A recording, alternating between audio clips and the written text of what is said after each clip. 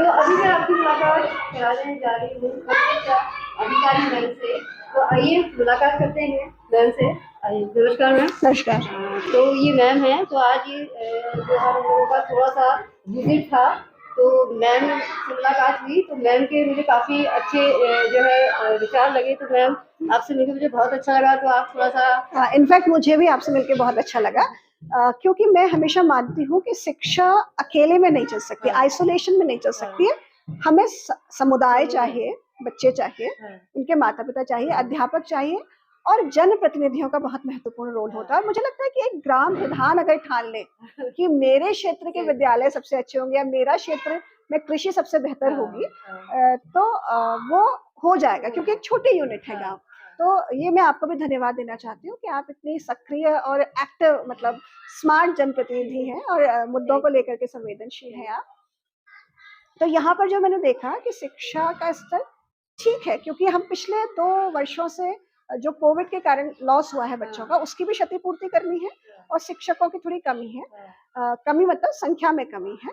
तो क्योंकि लेकिन हम सबको ये समझना पड़ेगा कि शिक्षा एक ऐसा मुद्दा है जो पीढ़ियों को प्रभावित करता है। मैं आज एक तरीके से बोल पा रही हूँ, मैंने पढ़ा है क्योंकि मुझे अच्छी शिक्षा मिली। अगर मुझे अच्छी शिक्षा नहीं मिलती तो हो सकता था मैं भी कोई बहुत छोटा मोटा काम कर रही होती और अपनी इच्छाओं को, आकांक्षाओं को पूरा नहीं कर पाती। तो किसी बच्चे का जीवन कैसा होगा, ये इस बात पर निर्भर करता है कि उसे कैसी शिक्षा मिली है। तो क्योंकि शिक्षा बहुत संवेदनशील मुद्दा है, तो हम सबकी, हमारे अध्यापकों की, हमारी, मेरी, आपकी, हम सबकी जिम्मेदारी बहुत बढ़ जाती है। क्योंकि आज अगर इस बच्चे को सही शिक्षा नहीं मिली तो कल के दिन में ये लो इनकम ग्रुप में रहेगा, इसके पास खर्च, ये कम कमाएगा, इसके पास ज्यादा खर्च करने को नहीं होगा, इसका स्वास्थ्य बहुत अच्छा नहीं रहेगा, क्योंकि कुपोषण का स्तर बढ़ेगा, क्योंकि कम आय होगी तो कुपोषण होगा। फिर ये अपनी अगली पीढ़ी को भी, ये बच्चा अपने बच्चों को भी बहुत अच्छी स्थिति में नहीं ला पाएगा। तो जो गरीबी का दुष्चक्र होता है ये इसलिए चलता रहता है क्योंकि हम गुणवत्तापूर्ण शिक्षा नहीं दे पा रहे। तो मेरा दोनों मैडम लोगों से भी ये रिक्वेस्ट है कि ये मतलब छोटी मोटी बात नहीं है, शिक्षा बहुत गहन गंभीर मुद्दा है कि मेरा बच्चा आगे क्या करेगा, ये इस बात पर निर्भर करता है कि उसको कैसी शिक्षा मिलती है। तो अगर आप एक विकसित प्रदेश चाहते हैं, आप चाहते हैं कि मेरे पढ़ाए सारे बच्चे आगे चल के अच्छा करें, उच्च आय वर्ग में वो जाए, हाई इनकम हो उनकी, तो आपको स्वयं में बहुत प्लान करना पड़ेगा। और शिक्षा का तो मेन जो बेसिक एक व्यक्ति के जो विचारों को भी ऊंचा उठाने में बहुत मदद है। उसका चिंतन जो है वो बढ़ जाता है, तो विचार बढ़ जाते हैं, तो एक मतलब उसकी पर्सनालिटी चेंज हो जाती है, आत्मविश्वास आता है, शिक्षा से आत्मविश्वास आता है, हम कहीं पर भी बात करने की स्थिति में होते हैं। तो चूंकि आपके द्वारा जो दी गई शिक्षा है ये किसी एक व्यक्ति को प्रभावित नहीं करेगी। आप 45 बच्चों को पढ़ा रही हैं, तो 45 लोगों की कई पीढ़ियां आपके द्वारा दी गई शिक्षा से प्रभावित होंगी। तो ये, और मुझे लगता है कि जो शिक्षा है ये ईश्वरीय दायित्व है, जो ईश्वर ने हमको चुना है कि हम समाज को बेहतर बनाए। तो मेरा आप दोनों लोगों से रिक्वेस्ट है कि मतलब पुराना सारी चीजें भूल करके आप आज से नई शुरुआत करें, प्लानिंग करें बच्चों के लिए कि मुझे ये बच्चा मेरा बहुत अच्छा है, इस बच्चे को मुझे एडवांस लाइब्रेरी से किताबें पढ़ने को देनी, ये मध्यम है तो इसको मैं कोर्स का किताब पढ़ाऊंगी, ये कमजोर है इसको मैं शाम को 1 घंटा अतिरिक्त दूंगी, इसको मैं बेसिक फाउंडेशनल लिटरेसी या न्यूमरेसी के लिए इसको हिंदी, अंग्रेजी और गणित के मूलभूत चीजें मैं सिखाऊंगी। और उसके लिए आप दोनों को प्लान करना पड़ेगा और आप दोनों को बेहतर तरीके से पढ़ना पड़ेगा, क्योंकि वही मैं बात कर रही हूँ कि मेरे ये बच्चे और इनके बच्चे और उनके बच्चे कैसे होंगे वो हमारे द्वारा दी गई शिक्षा पर निर्भर करता है। बच्चे हैं, पूरा एक समाज और पूरा देश का निर्माण करते हैं।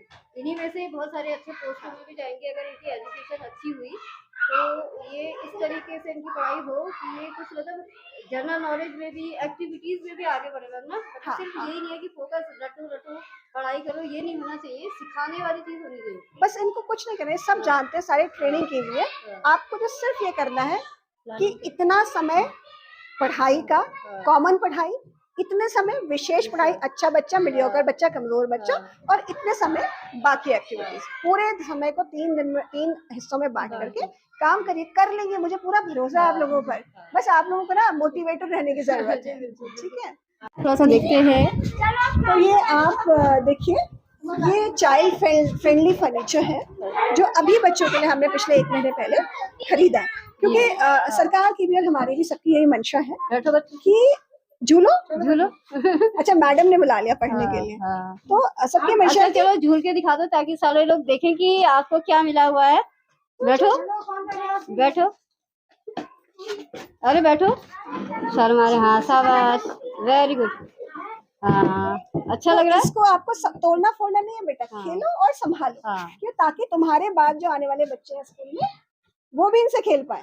ठीक है, जो भी हमारे पास है उसका हमें संरक्षण भी करना है भविष्य के लिए ना। तुम्हारे छोटे भाई बहन आएंगे, हाँ, तो उनके लिए बचा के भी रखना है, तो शाम को सब कुछ संभाल के जाना है।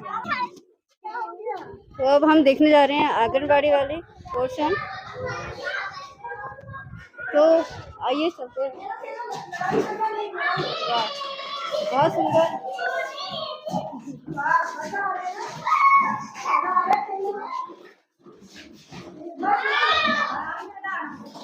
एक बात का ध्यान रखना बच्चों कि चीजें खराब नहीं करनी है। ठीक है, क्यों नहीं खराब करनी, क्योंकि तुम्हारे छोटे भाई बहन अगले साल आएंगे ना, अगर तुम तोड़ दोगे तो उनको नहीं मिलेगा। ठीक है, तो आप देखिए ये छोटे छोटे बच्चे कैसे एंजॉय कर रहे हैं अपने जो गेम्स इनके लिए अरेंज किए गए हैं। इससे शारीरिक और मानसिक दोनों ही विकास होता है बच्चों का, इसीलिए इस तरीके की शिक्षा को प्रोत्साहित किया गया है। लर्निंग हो सके, इसके लिए ये भी है। हाँ। क्योंकि मेरा ये भी कहना है कि कोई भी चीज बच्चों को पढ़ानी है तो पहले उसका एक वीडियो दिखा दीजिए, इससे बच्चे को इंटरेस्ट डेवलप होता है, फिर टीचर के लिए भी आसान और बच्चों के लिए भी आसान। शांति से मैं एक चीज कहना चाहती हूँ। अच्छा बताओ कि लिखने के लिए क्या होता है, हम किस किस चीज में लिखते हैं?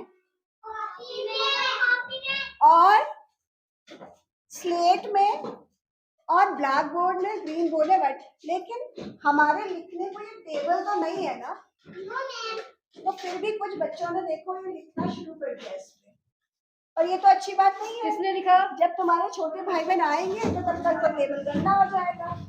मैं सिर्फ एक चीज कह रही हूँ कि जो इतने सारे टॉयज तुम्हारे लिए भेजे है ना, ये इसलिए भेजे कि तुम मजे करो और तुम्हारे बाद जो बच्चे स्कूल में आए वो भी मजे करें, इसलिए तोड़ फोड़ नहीं करनी है। दूसरी चीज, लिखने के लिए कॉपी है, स्लेट है, ब्लैक बोर्ड है, ग्रीन बोर्ड है, फर्नीचर पर नहीं लिखना है, समझ रहे हो? क्योंकि जब तुम्हारे छोटे भाई बहन आएंगे ना तो ये गंदा हो गया होगा, उनको वो मजा नहीं आएगा जो तुमको आ रहा है। तुम चाहते हो तुम्हारे भाई को मजा नहीं आए स्कूल में? चाहते हो ना तुम्हारे भाई बहन भी खुश रहे? इसलिए देखो कितनी अच्छी अच्छी गाड़ियां भी आई हैं, ये झूले भी आए हैं, और तुम्हारे बाद वाले बच्चे भी इसको अच्छे से इस्तेमाल करें। इसलिए इनको कैसे रखना है? अच्छी तरह से रखना है, और शाम को सबको संभाल के, हमने संभाल के जाना है। ठीक है, मानोगे ना? प्रॉमिस करो। चलो ठीक है, फिर अगर नहीं मानोगे तो फिर मैं तुम्हारे स्कूल में नहीं आऊंगी। ठीक है, बाय बाय। मैम मैं आपका सॉरी नाम मुझे मैं गीतिका जोशी। हाँ, तो मैम गीतिका जोशी है, और मैम से मिलके बहुत अच्छा लगा। और अब मैम को जाना है मीटिंग में भीमताल, तो हम मैडम को यहीं से बाय करते हैं। आपसे मिलके मुझे बहुत अच्छा लगा, मुझे भी बहुत अच्छा लगा। काफी अच्छी जानकारियाँ और भी मिली, तो thank you ma'am. Okay bye. नाम बताओ क्या? नाम महेश कुमार। हाँ, तो सुनाओ पोयम क्या सुना रही हो? झबर झबर बालों वाले, गुब्बारों से गालों वाले, लगे दौड़ने आसमान में झूम झूम कर काले बादल, कुछ जो घर से तोता, कुछ हाथी से सूट उठा, कुछ ऊँटों से गुबर वाले, कुछ परियों से पंख लगाए, आपस में टकराते रह रह शेरों से मत वाले बादल, कुछ तो लगती है तूफानी, कुछ रह रह करते शैतान, कुछ अपने ख्यालों में छुपकर झर झर झर बरसाते।